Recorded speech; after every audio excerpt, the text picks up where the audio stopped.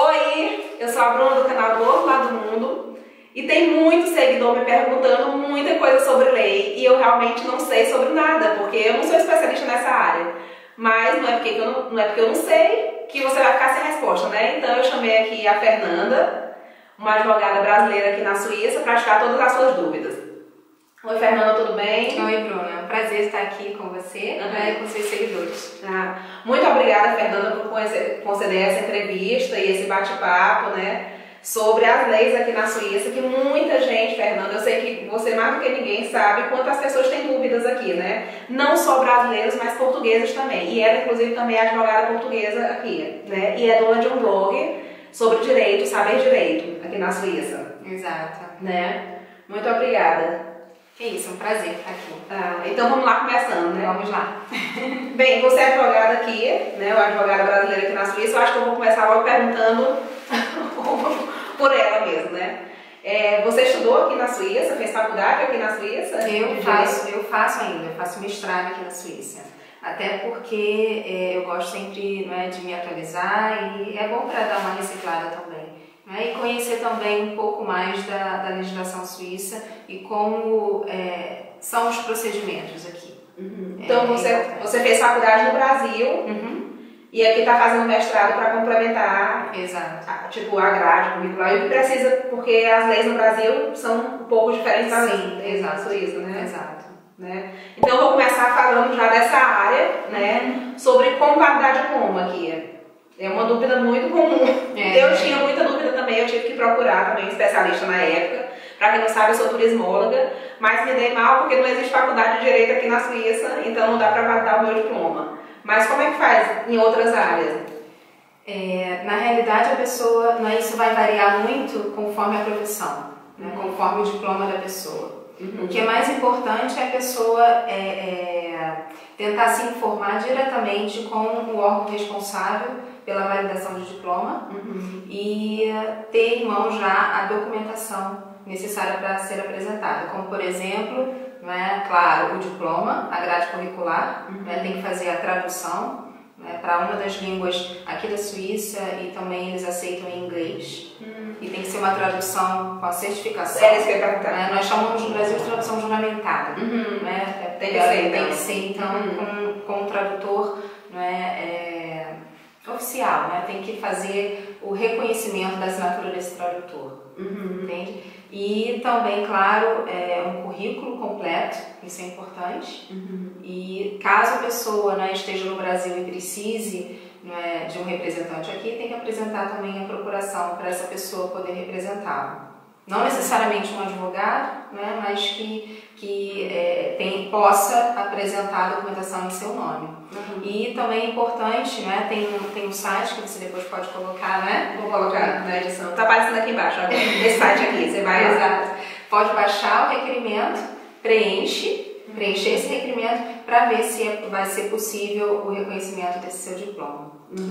É claro que existem profissões que não são regulamentadas, que não vão ser reconhecidas, mas que eu sempre digo que vale a pena apresentar e vale a pena tentar. Mas antes é bom sempre dar uma pesquisada e os sites aqui da Suíça são bastante completos e podem fornecer todas as informações para cada área da pessoa. É ótimo.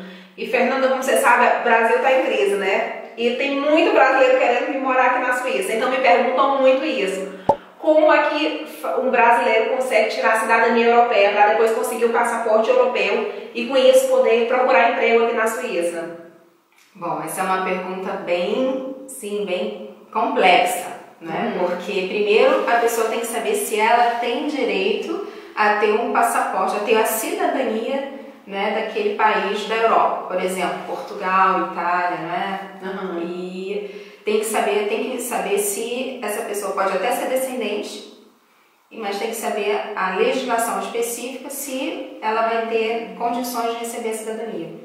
Eu sempre indico, quando eu recebo também esse tipo de questionamento, a procurar o consulado no Brasil, desse país, para pegar todas as informações, para saber todos os requisitos. Tá certo, porque então vai depender de país para país. Com certeza. Talvez o de Portugal seja diferente da Espanha, talvez o da Espanha seja diferente da França. Exato. E também é bom que as pessoas também saibam que tem muitos brasileiros no exterior, advogados, né, juristas, que também podem auxiliar essas pessoas. Eu costumo trabalhar com advogadas, por exemplo, de Portugal, da Espanha, da Itália, que prestam toda a assessoria, sabem como funciona, sabem os detalhes, né, importantes para conseguir a cidadania. E agora vamos mudar um pouco o assunto, né, para casamento. Então vamos dizer que a brasileira está no Brasil, se apaixona pelo suíço, estava aqui, e se apaixona pelo suíço e quer casar. Ela pode vir como turista para passar 3 meses aqui e vamos casar e registrar o casamento na Gemeinde. E como é Gemeinde em português? Na prefeitura? Na prefeitura.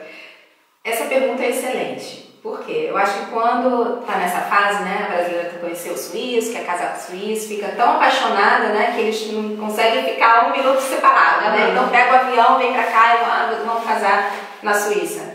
Mas é muito importante que antes de tomar essa decisão se informe, né? Ele, o cidadão suíço, né, que é residente aqui na Suíça, ele pode se dirigir até o registro civil aqui na Suíça para pegar a lista da documentação necessária para celebrar o casamento aqui na Suíça com uma brasileira, por exemplo. Então o registro civil vai dar essa lista. Se na lista tiver lá que é preciso um visto para a preparação do casamento, então eu não indico dessa brasileira pegar o avião e vir se casar aqui antes de fazer o requerimento do visto no consulado. Então, só um minutinho, deixa eu te interromper, por favor. Eu sou de Fortaleza, então. Se eu quisesse ter casado aqui na Suíça, eu casei lá no Brasil. Mas se eu quisesse ter casado aqui na Suíça, eu tinha que pegar o avião e ir para o Rio de Janeiro e no consulado da Suíça para dar entrada no visto para a preparação do casamento. Que requer uma série de documentos e um formulário preenchido, assinado, né? E aí eles dão um prazo em média entre 3 a 4 meses de espera até sair o visto. Aí saindo o visto, essa brasileira não tem mais o que se preocupar. É muito mais seguro, né, do que simplesmente vir para cá, né, e tentar se casar aqui e correr no risco do cartório de registro civil e falar, não vou fazer o casamento. Né? E aí a pessoa tem que voltar para o Brasil. Vamos deixar aqui claro que a informação que eu estou dando aqui é com base na legislação, né? Mas você que está escutando, de repente, fala, não, eu conheço, a minha amiga conseguiu casar como turista. Em certos cantões, exato, por isso que eu falei, primeiro vai até o cartório de registro civil da sua cidade, né, da cidade do noivo, do residente aqui na Suíça, para saber quais são os documentos que o cartório vai exigir. Porque se exigir o visto, acabou, não dá. Mas tem em alguns cantões é coisa mais flexível. Não sabia disso, eu não sabia, olha. E vem cá, aí no caso de divórcio. Aí casaram, se apaixonaram, não deu certo. No caso de divórcio, ela perde o direito de estar aqui na Suíça? Bom, depende. Né? A legislação ela é bem clara, exige 3 anos de casamento aqui na Suíça. Então, e boa integração também. Porque não adianta ficar casado, né, e depois não ter como sustentar, precisar da ajuda social, né, não trabalhar, não conhecer o idioma de onde mora. Né? Então a legislação é bem clara. Tem que ter 3 anos, no mínimo, de casamento aqui na Suíça, mais boa integração. Então, nesse caso, se a brasileira for casada 2 anos, né, aqui na Suíça, então ela provavelmente vai receber cartas do Departamento de Imigração para retornar. Entendeu? Mas existem exceções também? Existe uma exceção também prevista na lei que em casos extremos, né, que houve, por exemplo, no caso da violência doméstica. Né? E aí, separaram no caso que tem filho. Pensão alimentícia, como é que funciona aqui na Suíça? Bom, aqui na Suíça é mais ou menos da mesma forma do Brasil, né? Porque vai depender muito do binômio que nós chamamos de necessidade e possibilidade. A necessidade de quem vai receber os alimentos e a possibilidade daquele que vai fornecer os alimentos. Né? Então, aqui na Suíça, o que eu acho muito bacana que eles fazem como se fosse uma tabela, né? E coloca pontualmente cada item que a pessoa precisa, né? Como, por exemplo, até despesa com a creche, o aluguel, né? Se a mãe vive com a criança, vai ser calculado uma parte do aluguel que a mãe paga também, né, como moradia da criança. Então vai ser feito um cálculo para ver o que essa criança precisa. Tem que pagar, por exemplo, 1.000 francos por mês para aquela criança. Se o pai não paga, está aqui na Suíça não paga, ou está em Portugal não paga, essa mãe que está aqui com essa criança tem a possibilidade de pedir, de apresentar essa decisão junto com outros documentos, diretamente, nós vamos falar aqui a prefeitura, né, desse órgão, para pedir para que o próprio Estado pague esse valor para ela e a prefeitura, o Estado, vai atrás do pai, assim, cobra do pai. Ah, que interessante. Então isso é muito bom e funciona, né? Eu acompanhei um caso de perto e o que eu achei mais interessante, assim, eu fui, né, conversar com a pessoa responsável por esse departamento e ela falou para mim, Fernanda, se a gente não faz isso, acaba que essa mãe vai precisar do social, né? E se ela precisa do social, e se ela precisa da ajuda do social, quem que fica com a dívida? Porque a ajuda do social é como se fosse um empréstimo, né? Se um dia a pessoa melhora de vida, aí ela tem que devolver aquele valor, né? Então, nesse caso, o raciocínio da Suíça é, então vamos ajudar essa mãe, que ficou constatado na Suíça, na sentença, que o filho precisava, que o pai deveria fornecer 1.000 francos por mês, porque senão ela vai ser prejudicada, porque ela vai ter que pedir ajuda e ela que vai ficar com essa dívida, e não aquele devedor de alimentos. Então essa é muito legal e funciona muito bem aqui na Suíça. Ah, que interessante. E no caso da mãe não trabalhar, os filhos forem pequenos, o pai também tem que pagar, e o pai puder pagar, né, porque vai depender muito da possibilidade do pai pagar, né, ele também vai pagar uma pensão para a ex-mulher. Existe a pensão para o ex-cônjuge, sim. Existe a pensão, existe essa possibilidade. E aí, voltando aqui pro casamento, né? Casaram e aí tem mulheres, né? Geralmente os casamentos que eu conheço são suíços, homens suíços e mulheres brasileiras, mas pode ser o oposto, né? Também não tem problema nenhum. Mas o brasileiro, a brasileira tem filhos de uma relação anterior. Existe prazo para trazer as crianças para a Suíça? Existe, e é muito importante que essa brasileira, ou brasileiro também, porque hoje em dia também tem muitos brasileiros para cá. Ah, é?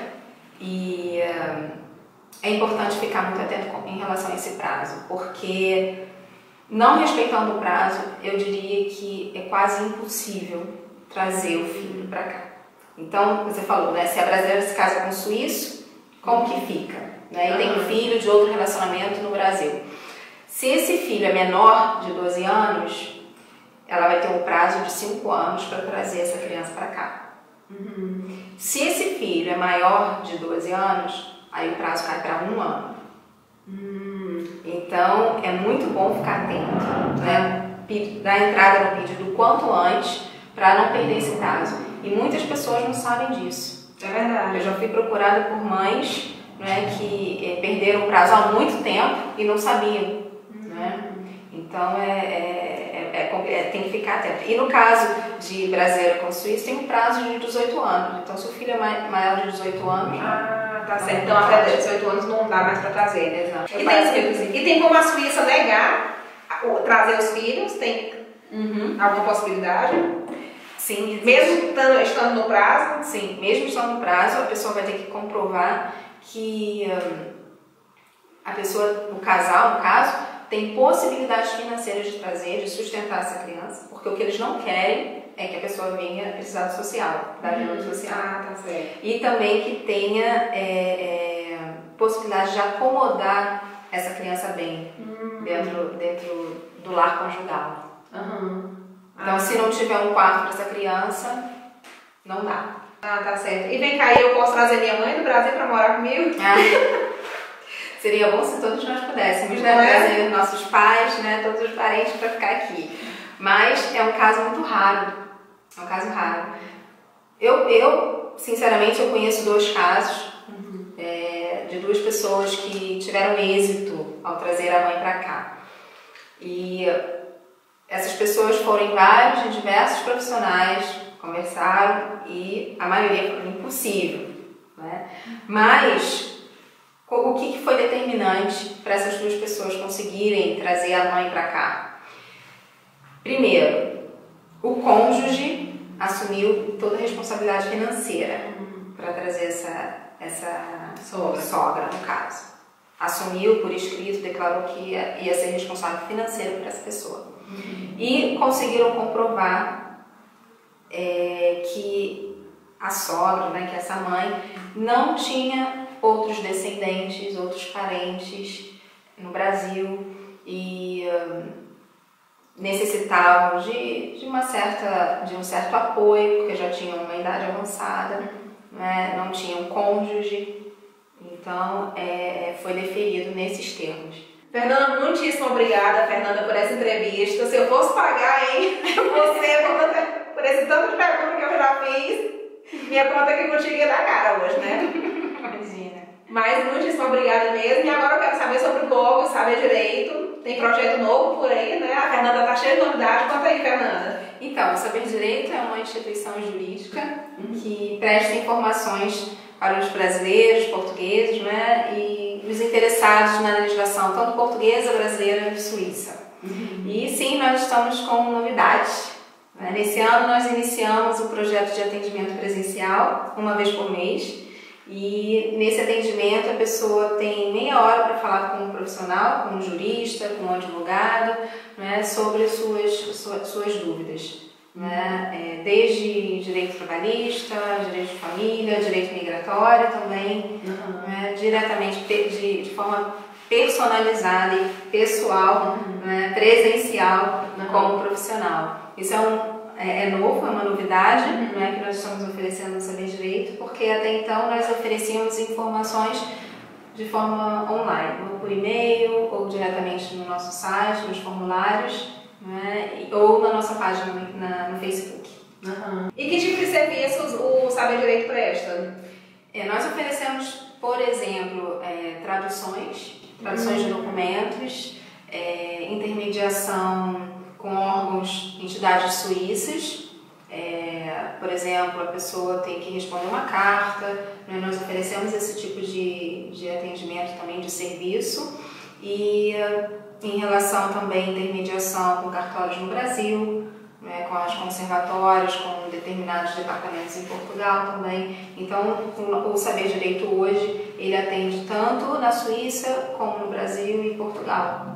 Ai, que maravilha! Também essa parte de casamento, de registro de casamento, vocês também? Sim, também oferecemos a questão de registro de casamento, né, transcrição da certidão de nascimento dos filhos no Brasil, porque é interessante que muitas pessoas desconhecem, né, pensam, não, eu registrei um casamento no consulado brasileiro, então tá tudo certo no Brasil. Não, depois do registro no consulado também tem que fazer a transcrição desse registro no Brasil. Então estão certos detalhes, né, que nós, o Saber Direito, está aqui à disposição da comunidade de língua portuguesa. Muito obrigada, Fernanda. Muito obrigada por todas essas dicas. E se você quiser o contato da Fernanda, eu vou deixar aqui na descrição do vídeo o contato dela aqui, do escritório dela aqui em Zurique.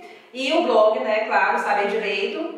E a gente fica ligado aqui, porque o próximo vídeo a gente vai continuar com a doutora Fernanda e vou perguntar só sobre vistos, que tem muitas dúvidas sobre vistos. Então, muito obrigada por tudo, Fernanda. E vamos continuar aqui com a gente, né? É um prazer. Tchau! Tchau!